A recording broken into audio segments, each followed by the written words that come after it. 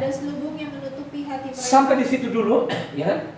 Sampai saat ini ada selubung. Setiap nama mereka baca namanya Taurat itu tidak ngerti, saudara. Ya, ini ada selubung, kan begitu kan? Coba ini kan untuk orang Israel gitu loh kan? Kalau tadi dia benar selubung, tapi kalau orang asing itu namanya kekang, saudara.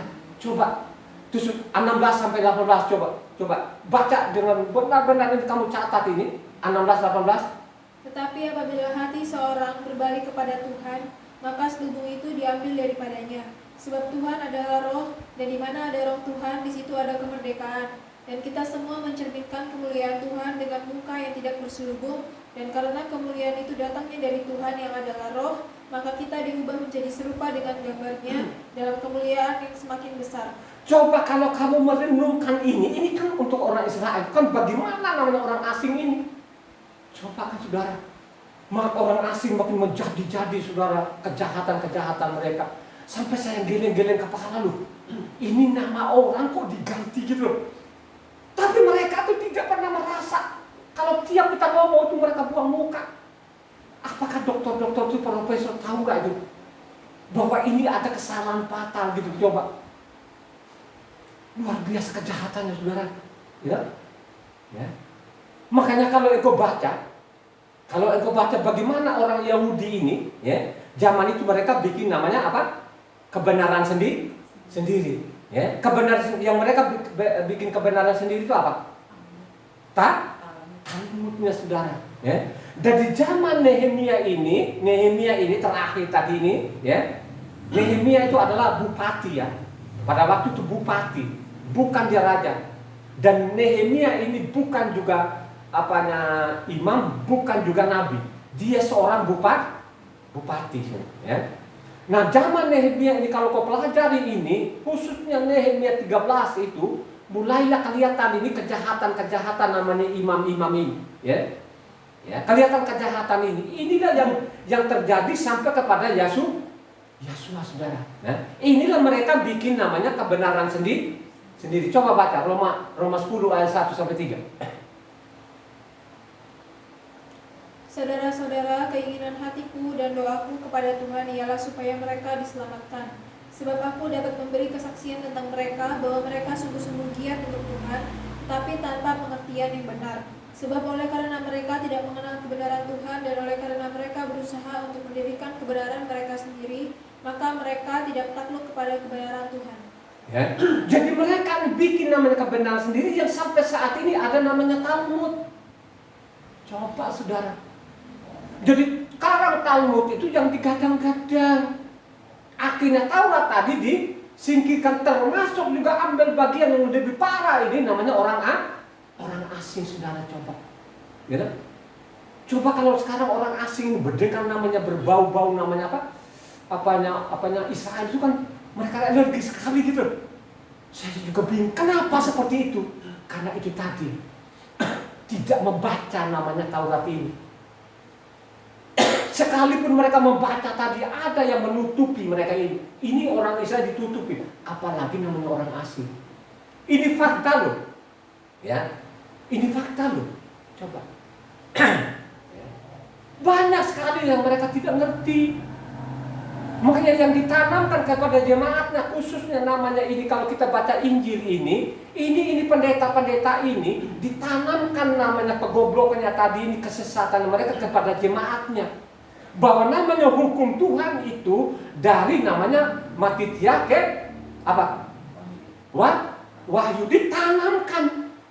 Nah, ini yang menanamkan ini pembohong pendusta tadi ini, dia berharap jemaatnya dia sudah tahu kalau jemaat itu nggak pernah baca kitab suci. Kalaupun dia baca, ya itu tadi dia dapat yang dia pak pendetanya tadi dia tulis udah dia baca, ya. Dia tidak merenungkan lagi khotbahnya yang dia kasih tadi pasal ayat itu. Kenapa seperti terjadi? Karena tadi ada kekang, ya. Coba saudara, ya. Saya mengatakan ini saya berkhotbah di sini ini bukan saya pengangguran dulunya, bukan. Saya orang bekerja loh, ya. Saya pengusaha, ya. Saya pengusaha bukan pengusaha tahu tempe. Ya, tahu tempe juga harus ada ilmunya loh saudara. Yang saya pelajari ilmu teknik itu alat-alat bukan satu, banyak sekali itu coba. Pelajari, saya pelajari. Ya. Coba, makanya jangan coba-coba saya bilang saya ini cari uang tidak seperti kalian pagi hanya di kantor gitu kan, keliling-keliling paling Jakarta, jangan. Saya ini seluruh Indonesia. Coba apa yang saya kejar-kejar itu akhirnya apa? Sia-sia doang saudara. Gitu. Coba kan pada waktu dulu mati itu, waduh bukannya surga, sekalipun Pak Pendetanya begitu anunya, oh mungkin Pak Tara itu sudah meninggal dunia panah di pangkuan Bapak bagaimana? Bertentangan dengan isi hati Tuhan dan isi kitab sucinya gimana? Coba, ya. Ini kan yang terjadi sampai saat ini, kan begitu loh kan? Dia ada selubung, ya. Kalau orang Yahudi itu ada selubung, tapi kalau kita ini dikekang, coba kalau namanya kuda, saya ini penunggang kuda loh saudara ya, penunggang kuda loh, ya, penunggang kuda. Karena saya mengatakan saya ini kan bapakku tuh orang kaya dulunya, banyak hewannya, dan begitu. Karena memang bapakku keturunan raja, kan begitu. Bapaknya dia raja, kan begitu. Raja, bapaknya dia kaya raya, kan begitu. Jadi kita ini dilatih dari kecil ini, dilatih dari kecil supaya kita bisa nunggang kuda. Nah supaya kuda ini bisa berhenti, makanya dikasih namanya kekang atau bilang kendali, dikendalikan gitu kan, ditahan. Kalau dia lari kencang-kencang itu supaya larinya pelan, dipakai kekang. Seperti juga lah mobil itu, supaya direm itu supaya berhenti mobil itu kan harus pakai rem, kan gitu. Begitu juga lah kuda ini. Ya. Nah ini kalau kau sombongin orang asing ini, ya. Tidak namanya melembutkan hatimu, tidak kau rendah hati, itu susah loh keluar itu. Saya mau kasih tahu, ini anaknya saja sampai saat ini dia tidak bicara loh saudara ya. Dia diamin dulu ini, kan begitu kan. Nah kalau dia diamin ini, saya yakin benar-benar supaya orang asing ini masuk. Tapi kalau kita lihat ini keadaan sekarang itu orang asing bukan makin masuk, makin keluar. Kenapa mereka makin keluar? Karena mereka mengucap nama Yahweh. Lu itu yang saya bilang itu kan namanya siapa itu? Yang saya kemana siapa namanya? Ya. Siapa namanya yang mengucap nama Yahweh itu? Yang di YouTube itu coba, ya. Coba. Itu kan coba pengaruhnya kepada orang itu gimana sih? Kalau orang mendengar di YouTube itu kan ribuan itu coba ya. Bahwa Bapak Yahweh genderuwo coba ya. Coba kan orang-orang seperti ini coba mau masuk surga. Ya kan? Coba Yesus sendiri kalau kau pakai Yesus juga kan dia tidak pernah mengajarkan lu disalah. Lu sekarang kalau lu baca, ya, Yesus bilang aku datang di bumi ini bukan meniadakan Taurat. Bagaimana sih? Ini benar-benar rusak dan rusak ini. Ya, khotbah hari ini kau renungkan baik-baik. Ya. Kau renungkan apa yang saya katakan ini bukan mengada-ngada, sudah ada tuh. Tulisannya saya sampaikan aja. Apakah nanti engkau sadar tidak sadar terserah. Karena saya mengatakan, ya, Tuhan itu sudah diprogramkan begini. Tak selesai, dia tidak akan ropak. Komputernya Tuhan di atas itu, ya, sudah deh, ya, sudah dia setelin, ya. Dia setel bagaimana nanti sampai ke akhirnya nanti akan seperti itu. Dia tidak akan ropak, ya. Bukan komputer-komputer yang kita bikin ini kan begitu kan. Perkataannya Tuhan itu dia tidak pernah akan menganulir. Yakin betul-betul itu, ya. Dia tidak akan kompromi. Lo anaknya saja dia kompromi, apalagi kok orang asing ini. Yang jelas-jelas asing ini ketahuan betul-betul ini melanggar. Coba, ya, karena kita hari ini, ya, kalau hitungan kitab suci, hari ini adalah namanya hari apa? Ya. Shavuot, ya. Shavuot itu hari ke-50. Ya. Kemarin hari apa? Hari Jumat itu, ini hari Sabtu. Hari Jumat itu 49. Karena hitungannya dari mana? Sesudah Sabat. Nanti sore kan mungkin kan saya khotbahkan masalah ini, kita akan bahas lagi seperti ini sekarang ya Roma ini. Kan begitu, ya. Ini banyak yang mereka tidak pahami namanya orang Kristen. Contoh, Kalau kita baca 1 Yohanan 2 ayatnya 3 sampai 4 yang keras.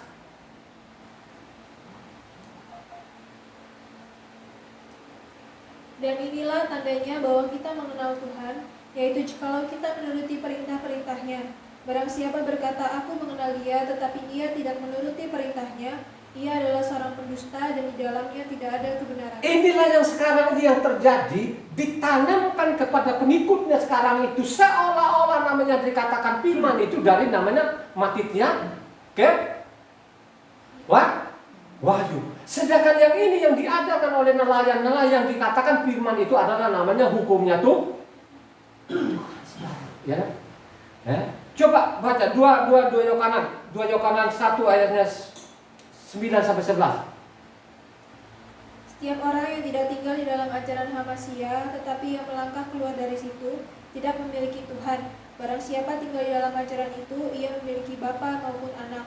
Jikalau seorang datang kepadamu dan ia tidak membawa ajaran ini, janganlah kamu menerima dia dalam rumahmu dan janganlah memberi salam kepadanya, sebab barang siapa memberi salam kepadanya, ia mendapat bagian dalam perbuatannya yang jahat. Coba saudara, ini tidak dipahami. Kenapa tidak dipahami? Karena mereka tidak pernah mengenal namanya Tuhan. Coba. Kenapa sama tidak mengenal Tuhan? Karena Tuhannya jadi tiga, saudara. Kristen itu jelas-jelas sudah. Ini kan mereka di mana-mana. Tuhannya mereka orang Kristen itu ada tiga. Ya. Siapa Tuhannya mereka? Coba saudara. Ya. Apakah di dalam ini diajarkan seperti itu? Tidak diajar, saudara. Ya. Yang mereka tahu namanya, yang mereka suruh Tuhannya satu, tidak ada yang lain. Gitu? Kalau engkau tidak baca tuntas itu, kau tidak tahu siapa ini yang jadi manusia ini. Gitu? Coba kan? Kalau kau tidak baca namanya kitabnya Mose maupun kitab para nabi, lu pasti nggak tahu. Kalau engkau baca namanya kitab para nabi dan kitabnya Mose dan para nabi, baru engkau tahu bahwa dia adalah Yahweh itu datang di bumi. Yahweh itu turun di bumi menjadi anak manusia. Habis jadi anak manusia kembali jadi roh. Gitu nggak ya? Ya? Makanya saya mengatakan ini yang pendek-pendek otaknya sungguhnya tadi salah tangkap.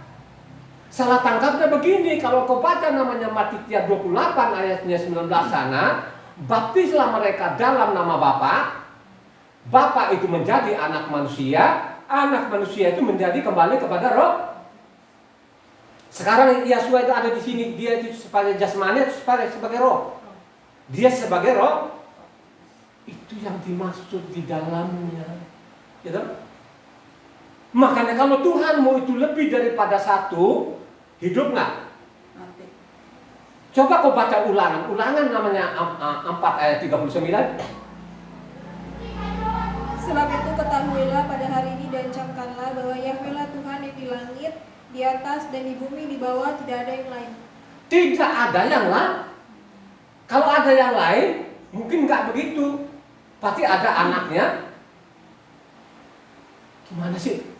Ini kan lucu sekali itu namanya Tritunggal ini. Coba.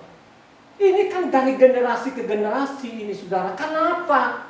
Karena itu tadi sudah ada kekal. Ya, dikekal manusia ini sehingga malas namanya baca kitab suci. Pasti itu saya yakin betul-betul tidak punya keinginan sedikit pun untuk mau namanya baca kitab suci itu. Kalau sudah seperti itu kau alami, koreksilah dirimu. Berarti engkau itu termasuk orang-orang sombong, orang sota tahu. Ya. Ini bukan saya loh, ya. Coba ya. Mereka karena tidak tahu tadi. Coba kan mereka bilangnya kasih itu. Mereka sering kasih, ya. Sedangkan kasih ini kan kalau dipelajari yang benar itu kasih kepada siapa? Prakteknya itu kalau engkau mengasihi Tuhan itu prakteknya apa? Saya mau tanya dulu. Melakukan perintah. Makanya kedua loh batu, kalau nggak salah Ibu Ana tulis itu di Facebooknya, ya, ada namanya dua loh batu. Loh batu pertama katanya Ibu Ana mengasihi itu Tuhan. Loh batu kedua itu mengasihi sesamanya manusia. Begitulah isi kitab sucinya. Coba deh baca 1 Korintus 13 ayat 4. Kasih itu sabar, kasih itu murah hati, ia tidak cemburu, ia tidak memegahkan diri dan tidak sombong. Kasih itu tidak cemburu, tidak sombong, saudara. Ya? Gitu? Artinya kau ini jangan boleh sombong. Kalau engkau namanya melangkahi apanya Tauratnya, akhirnya namanya sombong, saudara. Coba baca 1 Korintus 4 ayat 6. 1 Korintus 4 ayat 6. Saudara-saudara, kata-kata ini aku kenakan pada diriku sendiri dan pada Apolos, karena kamu supaya dari teladan kami kamu belajar apakah artinya ungkapan jangan melampaui yang ada tertulis, supaya jangan ada di antara kamu yang menyombongkan diri dengan jalan mengutamakan yang satu daripada yang jangan sampai melangkahi yang tertulis. Kalau melangkah yang tertulis tadi, yang tertulis yang dimaksud oleh Rasul Saul apa? Tauratnya. Kan kelihatan loh saudara. Kelihatan di mana? Ya? Kelihatan di mana bahwa Taurat betul-betul itu tidak pernah mengajarkan yang lain, dia hanya mengajarkan Taurat. Halo? Ya? Ini kan Korintus ini suratnya siapa? Suratnya Rasul Saul. Jadi antara namanya Kisah Para Rasul dengan surat-suratnya Rasul Saul di Korintus, Roma itu satu zaman enggak? Satu zaman itu saudara. Jadi namanya yang diajarkan oleh bangsa Yahudi itu, bangsa-bangsa asing itu hanya diajarkan namanya Taurat, saudara. Ya. Kalau engkau baca namanya Kisah Para Rasul, coba Kisah Para Rasul namanya 21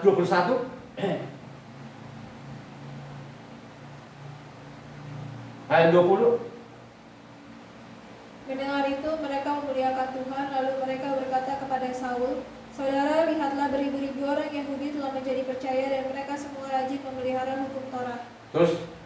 Tetapi mereka mendengar tentang engkau bahwa engkau mengajar semua orang Yahudi yang tinggal di antara bangsa-bangsa lain untuk melepaskan hukum Mose, sebab engkau mengatakan supaya mereka jangan menyenatkan anak-anaknya dan jangan hidup menurut adat istiadat kita.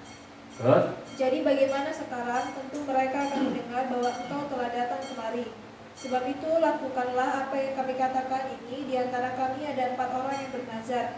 Bawalah mereka bersama-sama dengan engkau, lakukanlah pentahiran dirimu bersama-sama dengan mereka, dan tanggunglah biaya mereka sehingga mereka dapat mencukurkan rambutnya.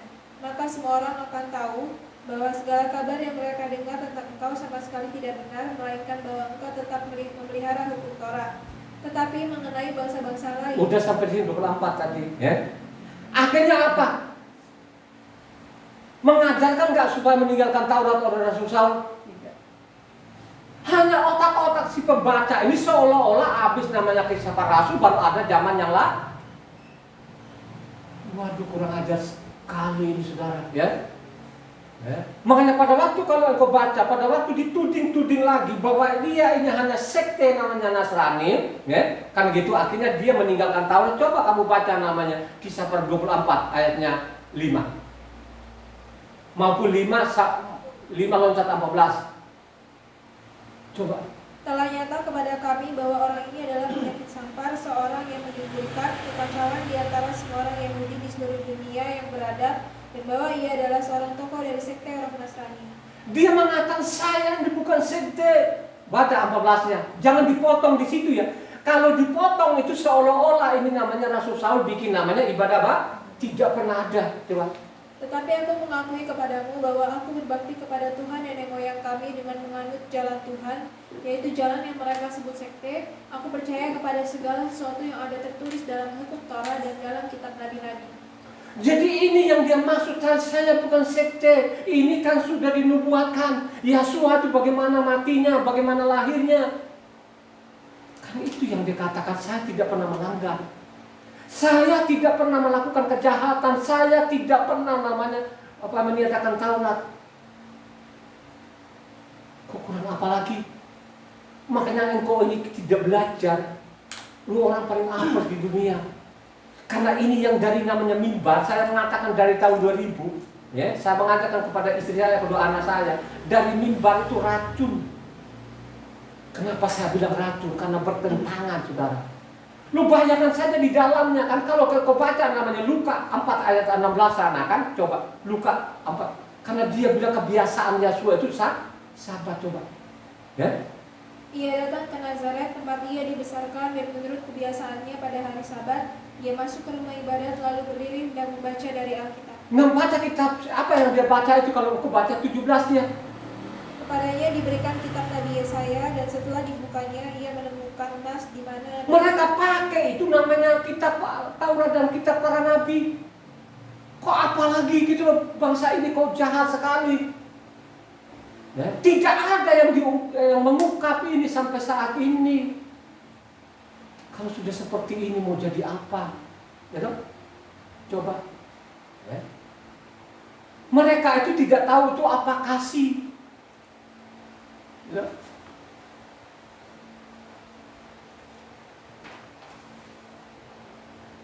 Hanya mereka bilang kasih, tapi mereka tidak perhatikan apa yang ditulis oleh ibu anak. Itulah namanya kasih. Ya. Saya ambil saja namanya Markus. Markus 12 ayatnya 28 sampai 34. Coba dibaca. Markus, jadi ini namanya kasih tadi, kasih kepada Tuhan, kasih kepada manusia. Ini dicatat oleh namanya ketiga penginjil ini, ketiga nelayan ini, ya, Matitia maupun Markus maupun Luka. Tapi saya ambil dari Markus saja. Markus 12 ayat 28 sampai 34, yang kencang lu baca sekencang-kencangnya. Lalu seorang ahli Taurat yang mendengar Yesua dan orang-orang Saduki bersoal jawab dan tahu bahwa Yesua memberi jawab yang tepat kepada orang-orang itu, datang kepadanya dan bertanya, hukum manakah yang paling utama? Jawab Yesua, hukum yang terutama ialah, dengarlah hai orang Israel, Yahweh Tuhan kita, Yahweh itu Esa. Kasihilah Yahweh Tuhanmu dengan segenap hatimu dan dengan segenap jiwamu dan dengan segenap akal budimu dan dengan segenap kekuatanmu.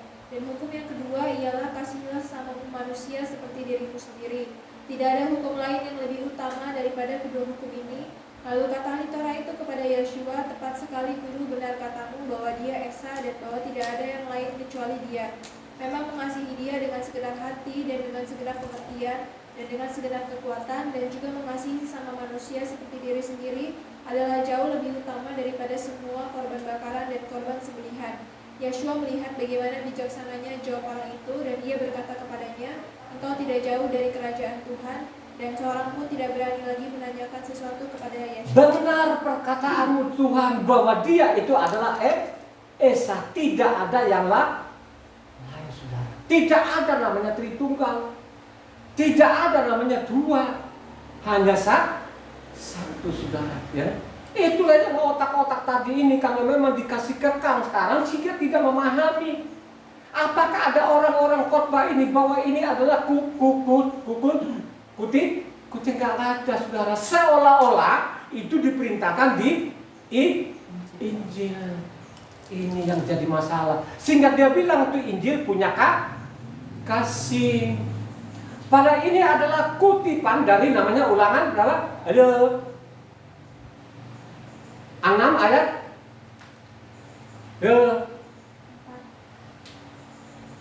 Maupun juga kasih sesama manusia itu Imamat dari mana? 19. Ini kan kutipan. Ya. Inilah yang terjadi sampai saat ini, seolah-olah namanya perjanjian lama itu tidak punya Coba saudara, kalau kau bikin namanya antara anak dengan bapak, ini kan berkelahi lah. Coba. Ya. Makanya bilang sekarang ada namanya Tuhan Bapa, ada namanya Tuhan Anak. Ini ngawurnya ngawur itu. Itu otak-otak gak nyambung itu. Ya. Ya. Coba kan pada waktu dia mengatakan tadi itu, bahwa Tuhan itu Esa. Mereka tahu nggak bahwa yang mereka tanya itu adalah dia adalah Esa itu? Tidakkah? Ya. Berulang-ulang mengatakan, ya, kalau engkau Mesias, tolonglah bilangin kami.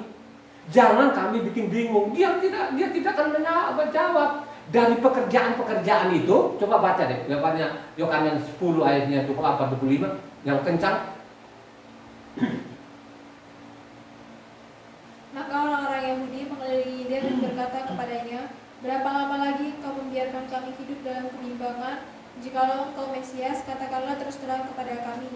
Yeshua menjawab mereka, aku telah mengatakannya kepada kamu, tetapi kamu tidak percaya. Pekerjaan-pekerjaan yang kulakukan dalam nama Bapakku, itulah yang memberi kesaksian tentang aku. Jadi pekerjaan-pekerjaan itulah yang beri kesaksian. Dia tidak mengatakan bahwa aku ini Yahweh. Yang sebenarnya tadi ini aku loh Yahweh. Kenapa dia bilang aku Yahweh? Loh, kerjaan loh. Siapa yang bisa melakukan itu? Manusia manapun tidak mungkin bisa melakukan, membangkitkan orang mati. Itu orang buta dan lagu, lihat, kecuali adalah Yahweh itu sendiri. Apakah orang menangkap di situ juga tidak menangkap? Termasuk juga nelayan-nelayan ini. Ya, hanya sebatas namanya layang ini kan nabi lah kan begitu, coba ya. Makanya kalau aku baca tuntas itu, makanya saya mengatakan Mesias itu adalah Yahweh itu sendiri. Amin nggak saudara? Ya? Mesias itu adalah Yahweh itu sendiri. Kalau engkau baca di mana? Ibrani 11 ayat 25-26, coba kau baca. Jadi Mesias itu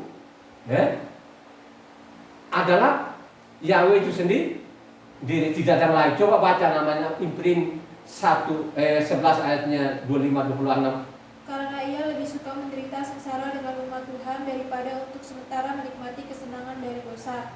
Ia menganggap penghinaan karena Hamasiyah sebagai kekayaan yang lebih besar dari semua harta Israel, sebab pandangannya ia arahkan kepada upah. Siapa ini yang mengatakan, tokoh siapa ini? Moses. Adalah Moses, saudara. Makanya dia mengatakan di dalam kitab suci itu, Moses itu sudah nubuatkan saya ini, bahwa dia adalah Tuhan Esa, tidak ada yang lain, saudara. Ya, coba kan, mendingan gua kabur saja, karena Mesias itu harta yang tidak ada tandingannya. Yang gua peroleh apalagi anak angkatnya sementara. Kalau sudah nggak berkuasa lagi kan sudah habis gitu loh. Mendingan gua kabur aja deh. Kabur kemana dia ini? Moses ini ke daerah mana? Ke Media, saudara, ya. Pergi ke Media sana apa kantoran atau apa di duduk di kerajaan atau apa sebagai apa di Media sana? Gembala, kambing domba, saudara. Berapa tahun dia jadi gembala? 40 tahun. Sudah, coba bayangan aja sampai kering lah. Disitulah dibicara apa ketemu Tuhan. Pada waktu dia lihat semak-semak itu terbakar. Dari situlah diutus untuk keluarkan namanya bangsa, sehingga ada namanya Taurat, saudara. Ya, ada Taurat. Makanya Taurat sana dibikin namanya, itu katanya saya sudah dinubuatkan oleh Moses maupun kita para nabi. Makanya kalau engkau baca namanya Ulangan 32-39 itu berbentuk puji-pujian. Coba dibaca. Ulangan 32 ayat 39. Lihatlah sekarang bahwa akulah dia, tidak ada Tuhan kecuali aku.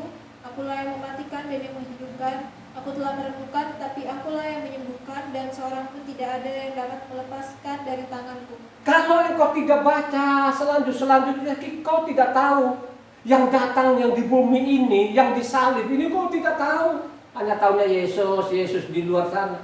Ya. Padahal dia tidak pernah bernama Yesus. Dia bernama Yahweh penyelamat, saudara. Gitu. Kalau engkau baca namanya sudah dinubuatkan oleh namanya siapa? Moses maupun kita para nabi, saudara. Kita para nabi itu kalau kita baca semua itu namanya Yesaya, saudara. Supaya engkau tahu yang kau sembah di siapa. Ya. Tauratnya dengan nama Tuhan itu tidak pernah disuruh ganti. Ya. Makanya kalau kau baca Yesaya 43, sana kan coba Yesaya 43 itu sangat jelas loh di sini. Ya, dari 10 sampai 13 lah. Yesaya 3. Yesaya 3 ayat 43 dong Neng. Aduh. Yang grogi. Yesaya 43 ayat 10.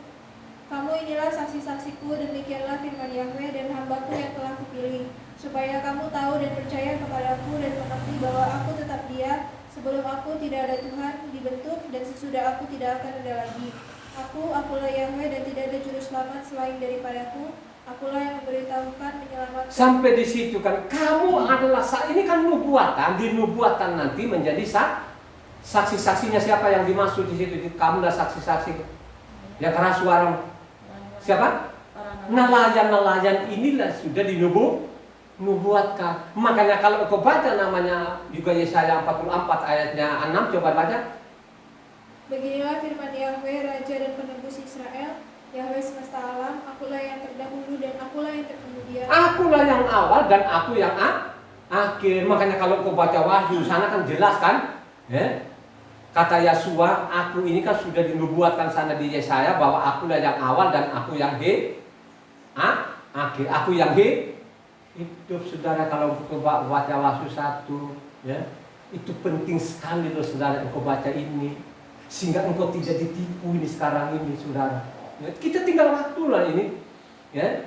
Coba kan, tinggal tunggu waktu. Manusia kan cepat kan mati kan gitu. Pastilah, pasti itu manusia mati. Cepat atau lambat manusia akan mati. Ya. Sebelum engkau mati, orang-orang asing ini saya peringatkan, marilah engkau rendahkan hatimu, ya. Engkau rendahkan benar-benar hati, jangan engkau kepala batu, jangan ikut-ikutan ajaran dari pendetamu. Ambillah keputusan, bacalah kitab suci dari Kejadian sampai Wahyu, pasti engkau selamat. Pasti engkau selamat, saya jamin engkau selamat. Selamatmu itu, kau baca itu, tapi jangan kau jangan kau tantang, ikuti saja apa yang diperintahkan di dalam, pasti engkau selamat. Tapi pada waktu kau baca ini, kau so tahu, kau tetap ikuti namanya Pak Pendetamu ada yang kolong langit ini, kau tidak pernah akan selamat. Ya? Coba kita lihat sekarang kan, di dunia Eropa sekarang ini, kenapa orang Eropa sekarang tidak pedulikan agama lagi? Karena mereka bingung. Apalagi kalau baca namanya King James kan gitu kan, ya. Dulu dikasih namanya Lord, sekarang King James restorasi, sekarang kembali kepada Yahweh. Bingung kan, kenapa kitab ini bolak-balik gitu? Coba kalau orang sehat tuh benar-benar sehat saja pikirannya, tidak campur lumpur di dalamnya, ya. Kenapa nama orang-orang diganti? Coba kalau orang sehat kan begitu kan, ya. Kalau kau ganti sekarang, mesti kau ikut juga dong. Misalnya orang-orang Israel sekarang kan, misalnya kayak Amerika sekarang zaman modern, ya. Misalnya kalau dia namanya Yakob sana, kalau sampai Amerika lu harus ganti juga James, mesti kan begitu kan? Coba. Ini kejahatan yang luar biasa saudara. Tapi mereka itu tidak pernah merasa jahat. Lu lihat kata Pak Pendeta kan? Coba kamu baca YouTube itu, ada yang dari timur sana ini, ya. Dari timur kan suaranya orang timur kan memang keras-keras lah, bergelegar-gelegar itu kan. Dia masalah bohong segala macam, ya.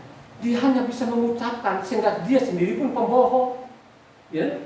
Pembohong itu tidak sesuai namanya isi kitab suci, sampaikan kepada jemaatnya. Coba, ya.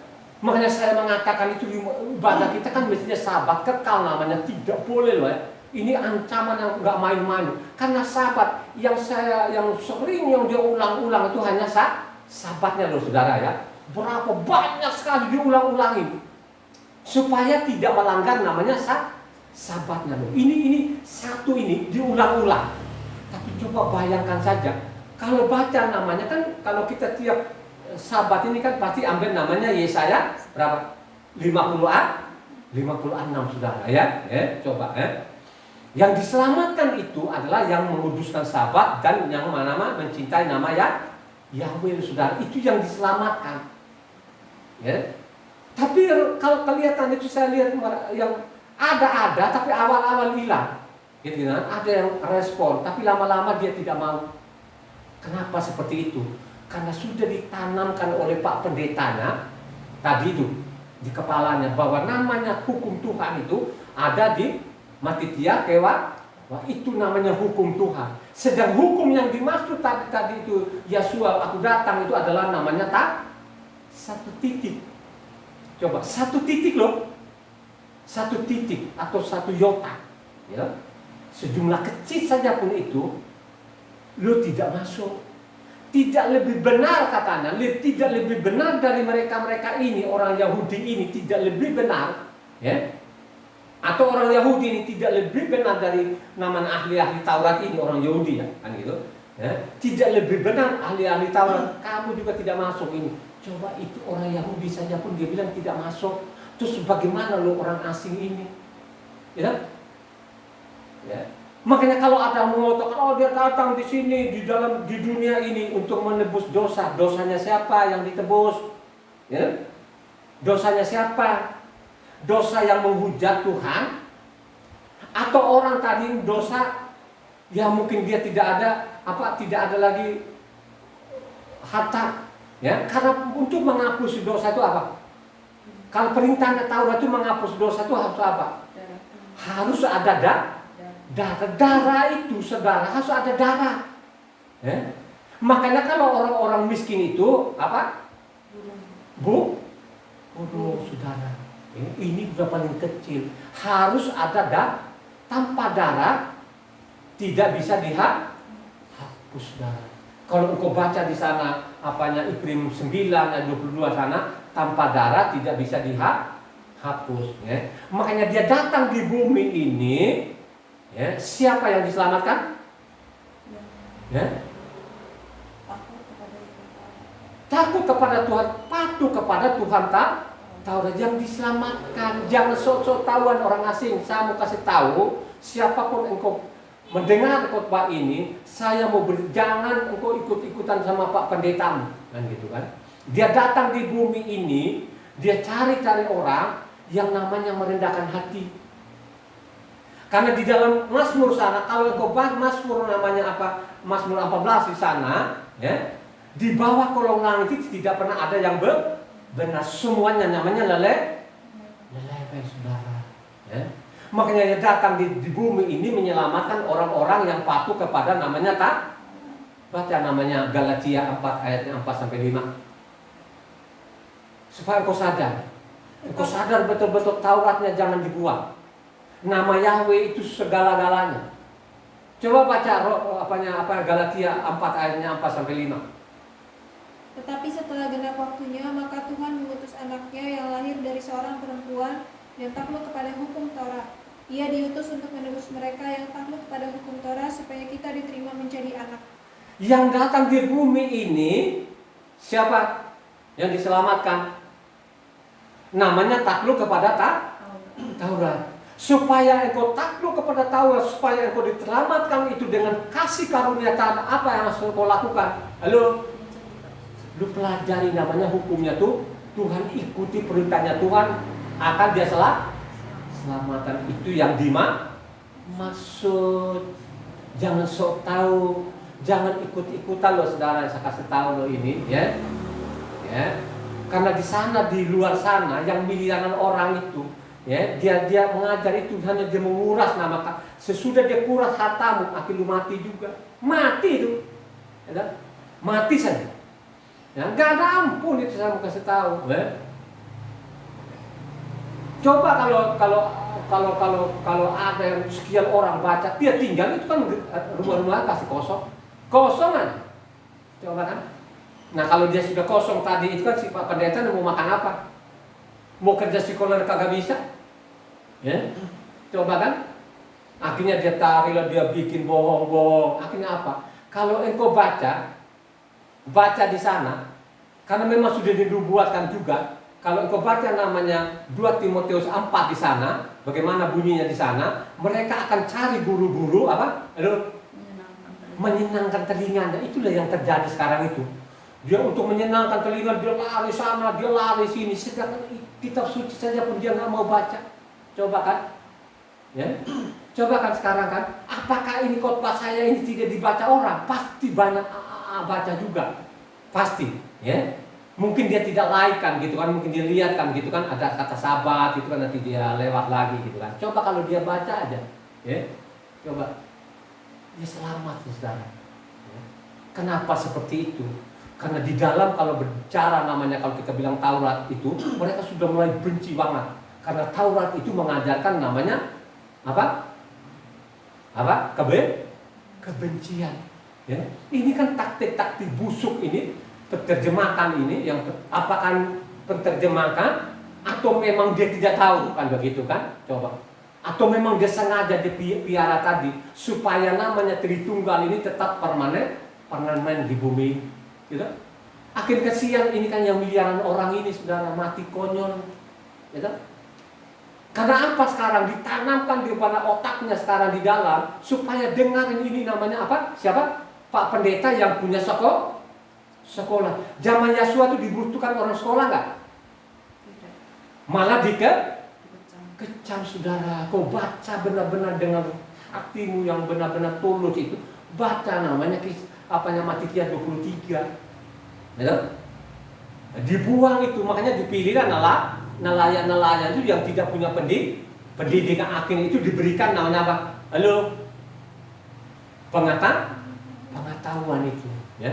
Sehingga nelayan itu mereka mencintai namanya Taurat Tuhan. Mereka baca sehingga mereka sadar saudara, ya. Coba kalau saya tidak baca kitab suci ini, ya, mau jadi apa istri saya, anak saya, ya. Makanya seorang namanya pengkhotbah itu harus memiliki kriteria, ya. Tidak sembarangan orang berdiri di sini. Makanya dia itu harus jadi contoh dulu dari tengah-tengah keluarganya. Dia harus bisa mengembalakan keluarganya. Kalau dia tidak bisa mengembalakan keluarganya, bagaimana jemaat? Ada nggak firman begitu? Ada tulisan nggak gitu? Ada kalau engkau baca namanya 1 Timotius 3 sana. Tidak sembarangan, ya. Bukan dia adalah hamba uang, ya. Dia beri tumpangan ke rumahnya, makanya dia harus sederhana. Kalau sekarang itu tidak ada, malah ada yang dikawal lah, mobilnya Alfa lah, Pajero lah, segala macam. Kalau lu pengusaha, lu sombong-sombong gitu nggak ada masalah. Tapi kau hanya menguras-nguras perpuluhan orang, ya, terus kau tipu lagi, benar double itu saudara. Sudah tipu, dikuras hartanya, pemberitaan firman tidak benar, disimpan. Ini kan namanya dosa, namanya dari generasi ke generasi dan sampai saat ini yang terjadi, ya. Coba saudara kalau seperti itu mau jadi apa, ya? Ingat baik-baik ya, ada waktunya loh ya. Ada waktu nanti akan berdamai. Coba baca Yeremia 31 ya 31, coba kau baca. Karena itu tadi yang kau baca tadi itu loh, yang Roma 3:11. Sesungguhnya akan datang waktunya, demikianlah firman Yahweh, aku akan mengadakan perjanjian baru dengan kaum Israel dan kaum Yehuda. Ya. Dia akan nanti akan perjanjian dengan dia, saudara. Akan dia pulihkan semuanya, termasuk juga namanya Tauratnya. Coba baca di Iprim 8.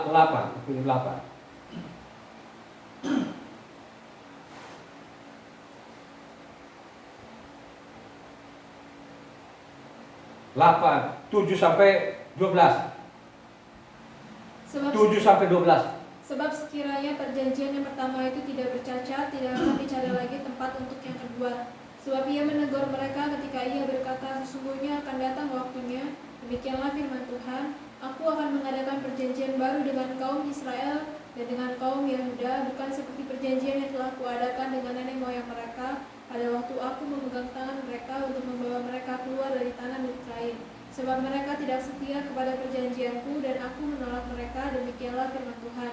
Maka inilah perjanjian yang kuadakan dengan kaum Israel sesudah waktu itu, demikianlah firman Tuhan, aku akan menaruh hukumku dalam akal budi mereka dan menuliskannya dalam hati mereka, maka aku akan menjadi Tuhan mereka dan mereka akan menjadi umatku, dan mereka tidak akan mengajar lagi sesama warganya atau sesama saudaranya dengan mengatakan, kenallah Tuhan, sebab mereka semua besar kecil akan mengenal aku, sebab aku akan menaruh belas kasihan terhadap kesalahan mereka dan tidak lagi mengingat dosa-dosa mereka. Saya mau tanya, yang dia maksud itu pada waktu disalib Yesua atau sesudah disalib Yesua? Jujur aja kalian ini, pemahamannya kalian, karena kalian baca tiap hari. Sesudah. Suatu saat nanti akan dia datang. Sekarang mereka kenal nggak namanya Yahweh? Mereka ikutin Taurat nggak sekarang ini? Tidak, saudara. Diulang lagi, namanya Ibrani 10 ayatnya 16-17. Sebab setelah ia berfirman, inilah perjanjian yang akan kuadakan dengan mereka sesudah waktu itu. Ia berfirman pula, aku akan menaruh hukumku di dalam hati mereka dan menuliskannya dalam akal budi mereka, dan aku tidak lagi mengingat dosa-dosa dan kesalahan mereka. Suatu saat nanti hukumnya Tuhan dikembang. Suatu saat nanti dia akan dia sadarkan apa yang mereka lakukan ini seperti Talmudnya ini, maka suatu saat akan mengakui namanya Tauratnya Tuhan. Kita tidak tahu karena tadi dikasih kota. Ya. Karena tadi kalau kau baca tadi itu kan linknya tadi kan dari namanya Yeremia maupun Ibrani 8 maupun Ibrani 10 dikasih link di situ kan gitu ya. Artinya ada waktu nanti kita tidak tahu kapan ini semua nanti Israel akan dia ampuni ya. Akan suatu saat nanti akan mereka berseru kepada nama Yahweh dan mereka akan kembali mengakui namanya Tauratnya, saudara. Kita tidak tahu ya. Makanya jangan keraskan hatimu, lembutkan hatimu, ambillah keputusan, bacalah kitab suci itu. Karena dari situlah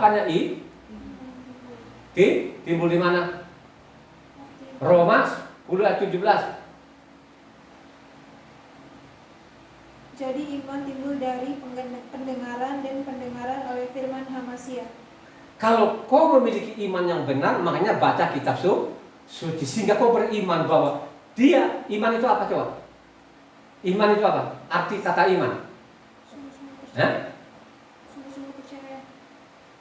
Sungguh-sungguh percaya. Iman yang benar, Tuhan yang benar gitu kan. Karena dari situ lo baca tadi yang saya bilang, yang saya mengatakan tadi, ini Tuhan itu tidak ujuk-ujuk datang di bumi.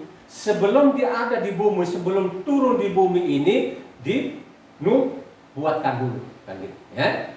Dinubuatkan oleh namanya Mose, dinubuatkan oleh namanya kitab para nabi, khususnya Nabi Yesaya gitu kan ya. Sangat detil namanya Yesaya itu. Kalau baca nama Yesaya 7, Yesaya 9, Yesaya 40, 41, 42 sampai 48 itu dinubuatkan bagaimana Yahweh itu akan menjadi manusia. Dia adalah awal dan akhir. Tidak ada yang lain. Amin enggak? Ya. Namanya itu kekal, Tauratnya juga kekal, saudara, ya. Kekal. Dia tidak pernah mengulur perkataannya, ya. Taurat itu sampai selama-lamanya, ya. Amin enggak? Amin. Mari kita. Haleluya.